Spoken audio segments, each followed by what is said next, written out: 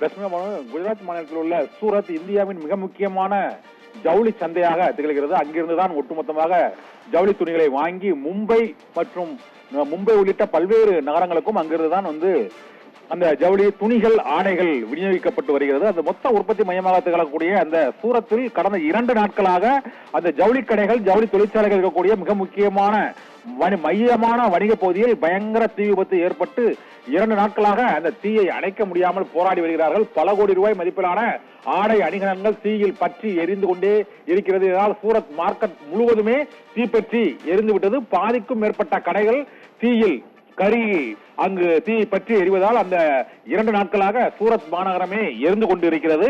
அந்த ஜவுளி கடைகள் இருக்கக்கூடிய 1000க்கும் மேற்பட்ட ஜவுளி கடைகள் இருக்கக்கூடிய சூரத் ஜவுளி சந்தை வணிக மையத்தில் ஏற்பட்ட அந்த தீயை 3வது நாளாக இன்றும் போராடி அணைக்கும் முயற்சியில் ஈடுபட்டு வருகிறார்கள். பல கோடி ரூபாய் மதிப்புடைய ஆடை அணிகலன்கள் எரிந்து சாம்பலானதால் வணிகர்களுக்கு மிகப்பெரிய இழப்பு ஏற்பட்டிருக்கிறது என்று முதல்கட்ட தகவல்கள் வெளியாகி இருக்கின்றன.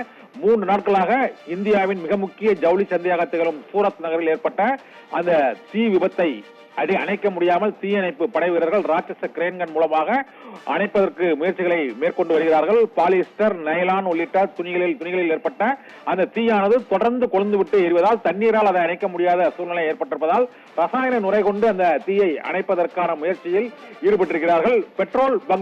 பெட்ரோல் எண்ணெய் எரிவாயு மையங்களுக்கு அடுத்து இந்த ஜவுளி துணிகளில் ஏற்படும் தீயை உடனடியாக அணைப்பது இயலாத காரியம் என்பதால் அதற்கான நவீன தொழில்நுட்பம் குஜராத் அருகே இல்லாத சூழ்நிலையில் இப்போது நாட்டில் மிக முக்கியமாக உள்ள பல்வேறு இடங்களில் இருந்து ராட்சச கிரேன்கள் மூலமாக ரசாயன நுரைகளை பீச்சி அடிக்கக்கூடிய இயந்திரங்கள் வரவழைக்கப்பட்டு இன்று தீயை கட்டுப்படுத்துவோம் என்று அந்த மாவட்ட நிர்வாக அதிகாரிகள் தெரிவித்திருக்கிறார்கள்.